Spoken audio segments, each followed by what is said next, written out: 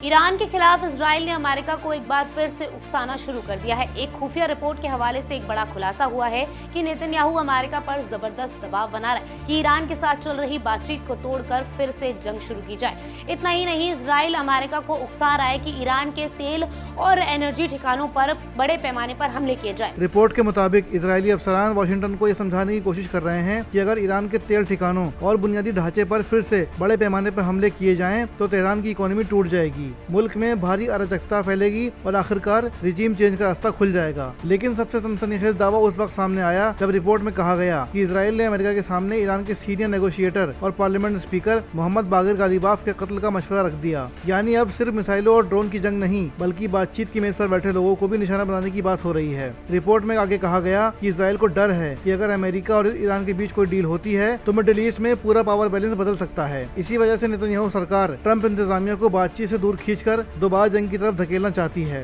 खुफिया जराये का दावा है कि इजराइल ये भी कह रहा है कि ईरान अगर जवाबी हमला करता है तो उसके असर को मैनेज किया जा सकता है। यानी तेल अवीव अमेरिका को भरोसा दिलाने की कोशिश कर रहा है कि जंग का नुकसान कंट्रोल में रहेगा। ताहम रिपोर्ट में यह भी कहा गया है कि इजराइल फिलहाल ईरान के वजीर खारजा अब्बास अरागची या सुप्रीम लीडर मुश्तबा खामनाई को निशाना बनाने की पोजीशन में नहीं है। लेकिन इससे पहले भी कई बार इजराइल ने नेगोशिएटर और लीडरों को निशाना बनाया है। सबसे अहम बात यह है कि ये सारे दावे ऐसे वक्त में सामने आए हैं जब अमेरिका के अंदर से खबरें आ रही हैं कि तेहरान और वाशिंगटन के दरमियान एक मुमकिन समझौता तकरीबन तैयार हो चुका है। रिपोर्ट के मुताबिक 60 दिनों की सीज फायर और बातचीत का एक मेमोरेंडम भी तैयार किया जा चुका है जिस पर आखिरी मंजूरी बाकी है। यानी एक तरफ बातचीत की कोशिशें चल रही हैं और दूसरी तरफ जंग की नई स्क्रिप्ट लिखी जा रही है। तेहरान अब खुलकर यह दिखाने की कोशिश कर रहा है कि मिडिल ईस्ट में जंग की आग को सबसे ज्यादा हवा वही ताकतें दे रही हैं जिन्हें अमन से सबसे ज्यादा खतरा महसूस होता है।